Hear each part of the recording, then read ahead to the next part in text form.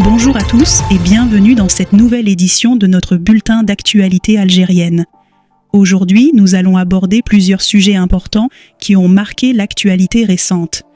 Restez avec nous pour tout savoir sur les dernières nouvelles. Sujet numéro 1. L'Algérie et l'UE. Un accord d'association à renégocier. L'Algérie et l'Union européenne sont en discussion pour renégocier leur accord d'association. Cet accord, en vigueur depuis 2005, est crucial pour les relations économiques et commerciales entre les deux parties. Les négociations portent sur des ajustements nécessaires pour mieux refléter les réalités économiques actuelles et les intérêts mutuels. Sujet numéro 2. Sonatrach relance dans les hydrocarbures en Mauritanie. Sonatrach, la compagnie nationale des hydrocarbures, a annoncé son retour en force dans le secteur des hydrocarbures en Mauritanie. Cette initiative s'inscrit dans le cadre de la stratégie de diversification et d'expansion de Sonatrach à l'international, visant à renforcer sa présence en Afrique de l'Ouest. Sujet numéro 3. Hôpital algéro-allemand qatari avance à grands pas. Le projet de l'hôpital algéro-allemand qatari avance à grands pas.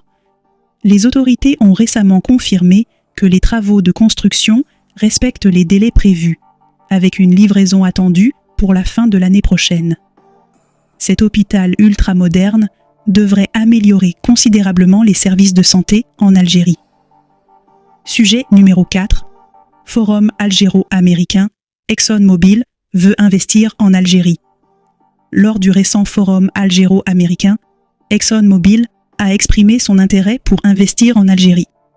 La multinationale américaine voit un potentiel énorme dans le secteur énergétique algérien et envisage de lancer plusieurs projets dans les années à venir. Ces investissements pourraient créer de nombreux emplois et dynamiser l'économie locale. Sujet numéro 5. Chantage du MAC-Zen, Macron et Sanchez victimes de Pegasus. Enfin, nous terminons avec une affaire de cyberespionnage. Le président français Emmanuel Macron et le premier ministre espagnol Pedro Sánchez auraient été victimes du logiciel espion Pegasus utilisé par le MAC-Zen marocain.